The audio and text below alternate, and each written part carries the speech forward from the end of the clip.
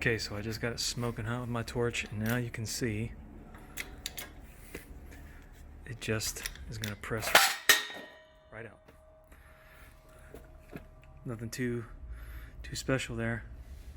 Just be careful. Alright, so here I'm going to be heating this thing up to get that upper bushing out. Just kind of holding it on the ground in place with the ball joint press.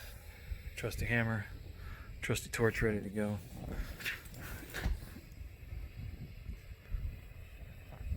And I'm sure, you know, anybody watching this has probably done this a time or two, something similar, but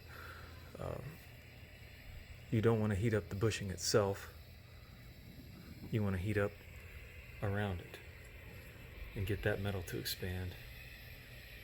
Try to keep that heat off of the actual bushing as much as possible. And something like this, it shouldn't take a lot, you know, whole lot. Oh shoot, I just melted my bracket. Watch out for that. I took all that care to not bust it when I took this control arm off. Okay, and now turn off a couple of good whacks with a hammer, hopefully. I don't know if I can do everything here. Yeah, okay, hold on. Okay, so I had to use two hands to take care of that, but I got it almost coming out here. That took about 5 good blows with this 3-pound mallet.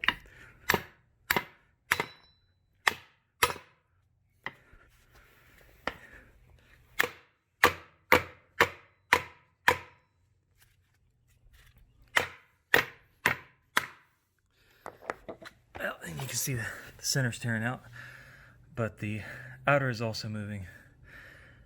I can get this with 2 hands. I'm going to have to put the phone down. Okay, and there it is. I took a 1 5/8 3/4 socket. I bought this this 3/4 socket set, probably that red one over there, probably 25 years ago. Actually, my mom bought it for me when I was in high school, and I have used it more as you know, push pieces for a press than anything else, and they're perfect for that. Extremely strong and very cheap. So that's that one. Whew, just this one to go. Okay, so same process on this one. This side here is really the side that's actually doing all the holding. I heated this one up just a little bit, and then I finished up by heating this one up, because you can see that is where the swell is on the bushing. If I can get this to focus you. There's a swell on the bushing right here, and that's where most of the holding is done. So make sure you get this one nice and hot. The rubber's gonna melt and burn and whatever. Is what it is. And on this one I used an 1 7/16 socket to go over just the, not this, but there was sticking up just a little bit of the bushing through there, and this fit perfectly over it. Got it flush with this lip, and then just, you know, beat the freak out of it with trusty sledge, and out it comes. If you don't have heat, this one's really tough, because on the driver's side control arm I did it without heat, and it was really difficult. I ended up having to take the Sawzall with the carbide blade and cutting because the middle of the bushing came out when I was pressing it, and then I had to take a Sawzall with the carbide blade, cut through the outer sleeve of the bushing, wrangle one piece out this way and the other piece out that way, and it took all day. Just get a torch and get it done. Now I'll do a little comparison of the bushings. This is the Moog ones, the K6490s. I've already used the long bushing, but I've still got this one here that we can examine with or against the Master Pro, the O'Reilly house brand, also K6490.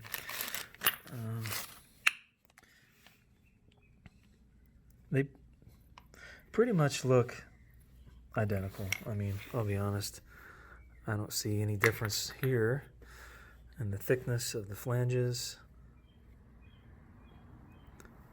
A little different style on that center part, but the rubber looks, you know, I think something like this, the difference would come down to the quality of the rubber that they've used, and that's really hard to tell just by looking at it. This is the Moog. So the Moog kit, the 6490, is about $32 from Summit, and then the Master Pro from O'Reilly's is about $15. So, you know, if you're looking to save a little money, just go get the O'Reilly stuff. I think it's probably just as good. Here's that longer bushing, and the Moog one looked, you know, pretty well the same. So there probably is a quality difference in the rubber. I'm not going to say there isn't, but how much, and does it really matter? You know, that's up to you to figure out. Okay, for this rascal, I just used my my trusty press to gently press that down in and into position.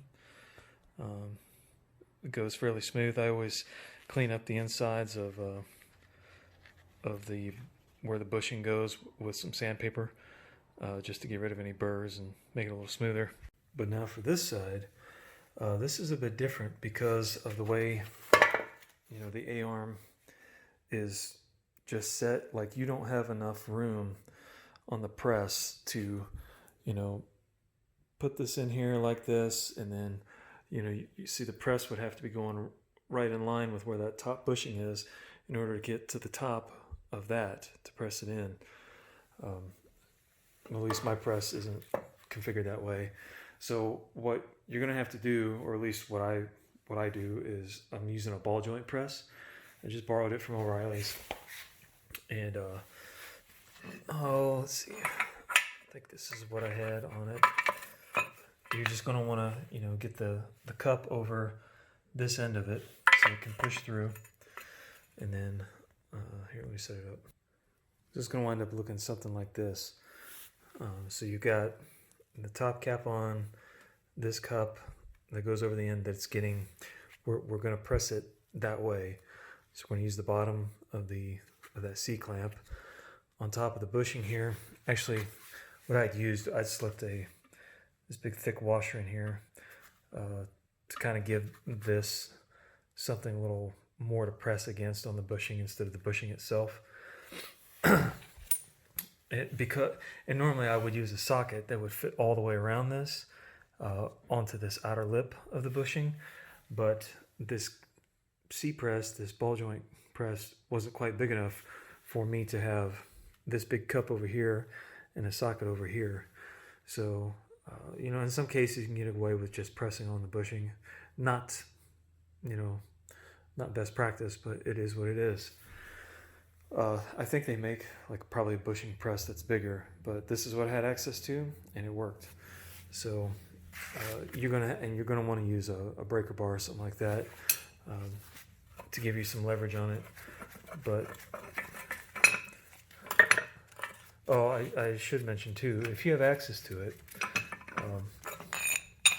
I used a torch too before I slid this, before I even pre-placed this bushing, to heat up both of the, I don't know, is race the right term? That part there, you can see where it's a little rusty from the torch. Heat that part up, and then that part up inside there and around there. Get them nice and hot. Set the bushing in there, and that gold stuff you see, that's some anti-seize that I put on there, used for lubricant a little bit, and it's going to smoke if you've got the metal hot, but you know, it helps a little, I think. And then put the ball joint press on there and go to town and get it in place. So now just the ball joint itself, which is going to be the exact same procedure, although I might use the actual press for that because it's just way easier than, you know, wrenching on that crazy thing. All right, well, it's in, and I used the combination of the old press here and then the ball joint installation tool over there. I got it started with the press. The problem I had with this was that on the back side here, when you put it in, it was very rocky, like back and forth, and the press just kept wanting to kind of get it cockeyed in there. So I ended up tapping it in a little bit with the sledge to get it sort of centered, and then I pressed it in just a little bit and then I felt like it was off center again, so I used that ball joint press really to press a lot of it in. And even when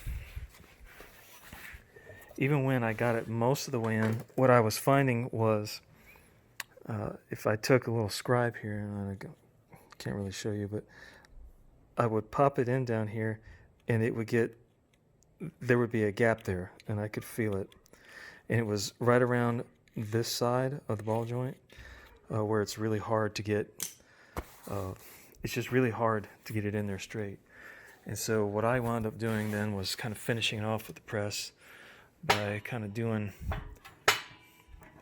like this deal here, resting the front of it on some rebar, and then just pressing it in off-centered to where the press pin here, it would press like that on there, and then I would move it, press it here, move it, press it here, move it, press it here, and then that closed up that little gap. You know, I kind of OCD with this stuff.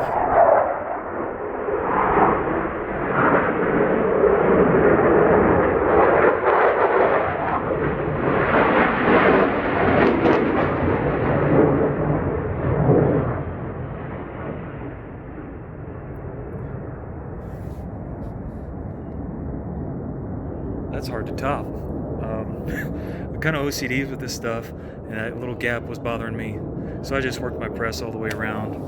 But if you don't have a hydraulic press for this, I think the ball joint press and a hammer would probably suffice. If the little gap bothers you, I couldn't close that with the ball joint press or the installation tool. You'll have to find a hydraulic press somewhere to finish that off. Now, once you've got the strut out, I highly recommend picking up somewhere one of these strut compressors like so. You can rent the two-piece I don't know, like clamp strut compressor from O'Reilly's or AutoZone, but if you have access to this, it's the way to go. You're going to want to try to squeeze as much of the spring as you can while leaving this part and your strut mount open. And on this one, I can get almost all the spring, because the more of the spring you can get in the jaws, the less pressure is on any one coil, and it just makes compressing it a lot easier. It's safer for your machine, so there's not quite so much stress on the bars that come out here and stuff like that. So I've got 1, 2, 3, 4, 5, 6, 7 coils in there. That's pretty good. I've got it pumped up to where I saw the tension come off of the strut itself, and then you got to take this guy off slowly. On this car, it's a 15 millimeter nut, and if you need to hold it, you can hold the strut shaft with a crescent wrench or something like that. But this one actually wasn't too bad, so I'll go ahead and take this off.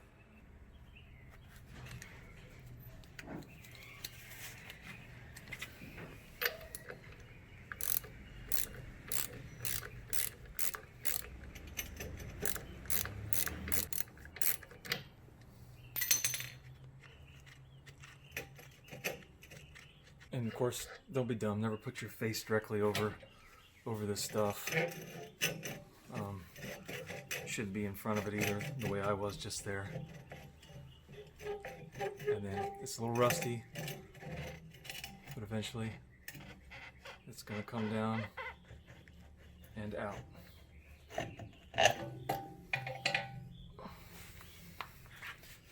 So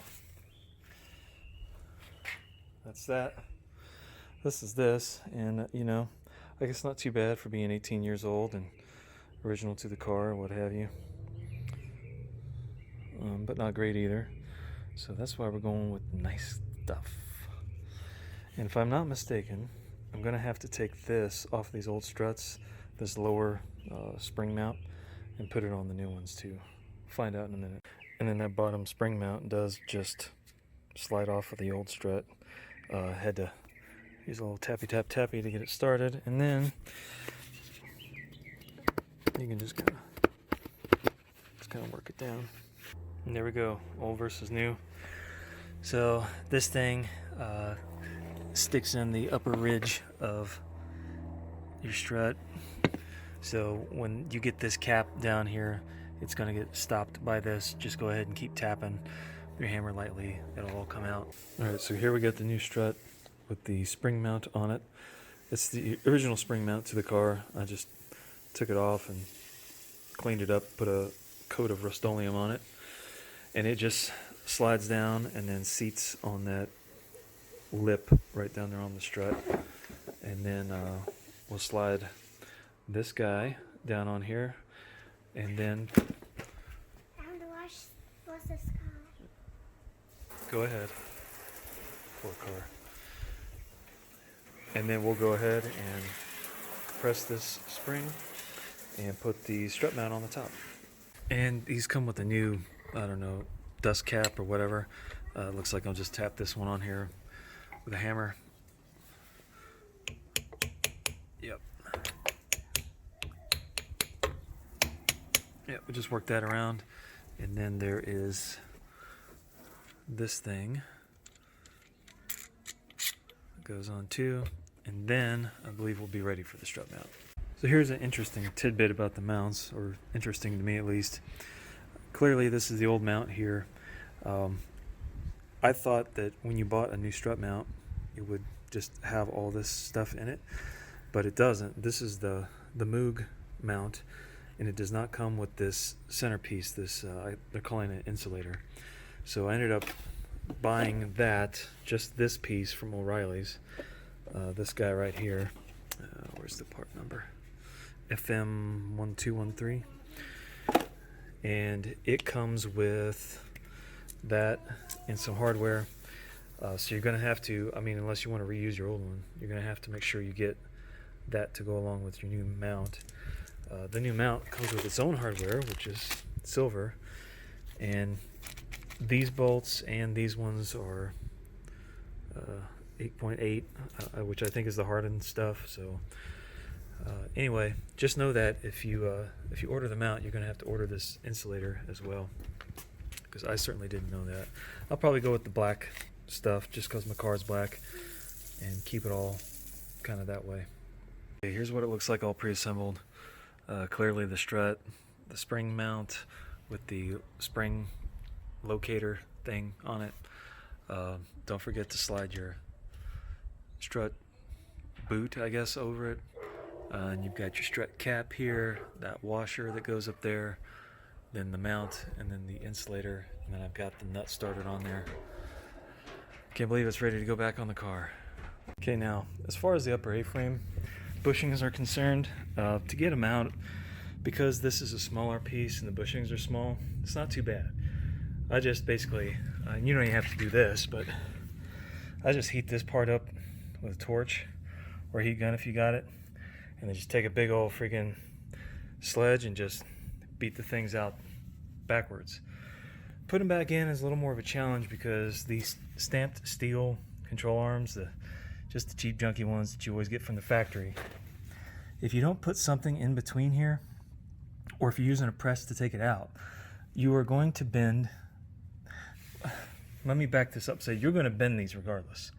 I don't really care how you do it. If you're pressing it in, maybe you could beat it in with a hammer, but I have not had good luck with that. If you don't put something in between that channel, it's going to bend it and collapse it. And here you can see I took one of my arbor plates from my press and I put it in there to, probably should have put something a little thicker in there, but put something in there to keep it from bending so bad. And then you can use, I'm just using the ball joint press here to press the bushing in, which works quite well. Then if it does bend it a little bit, then you can put this, I'll probably put this over the end of the vise and just kind of, it's going to be this part here that's the unreinforced, just flat stamped steel that's going to bend in to the arm a little bit, because this has the benefit of having the ridge here around the inside to help keep it a little more firm, keep it from bending. This doesn't have it. You're just going to have to bend it back. Don't sweat it. It's going to bend. You're going to bend it back and it's going to be just fine. But this is the way that I got these pressed in here. I'm not doing the upper ball joint because it's pretty much, it's doesn't look new, but it's like new. But if you were gonna, you just take your grinder. It seems like a pain, but it's really not bad. It's not as bad as pressing them out, I can tell you. is take your grinder, grind off these 3 rivets, pop that sucker out, put the new one in. The replacements always bolt in. No big deal, but I'm not doing that on this one. But anyway, this is how I did that. Okay, so all I really had to do here to bend that part back out a little bit was I just took my arbor blade again. I just put it in here and just kind of press down, and you can feel it move. I mean, it's not the greatest metal in there. You can see I probably might even went a skosh too far, but it doesn't. I don't think on the upper A-arms it doesn't really matter that much because you know, we're going to clamp this back in to the other piece with those big bolts. It's all going to settle in. The car is going to put all this stuff where it needs to be anyway. So as long as you have them in, you're going to tighten it up into the other piece. In fact, I'll go get it.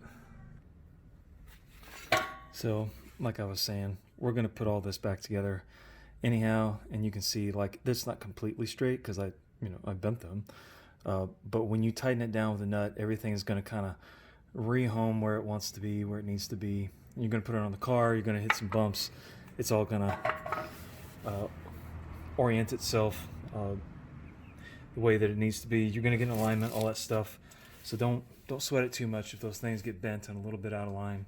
Do your best to keep it straight. Do your best to make it straight. If you bend it, put it back on and drive the car.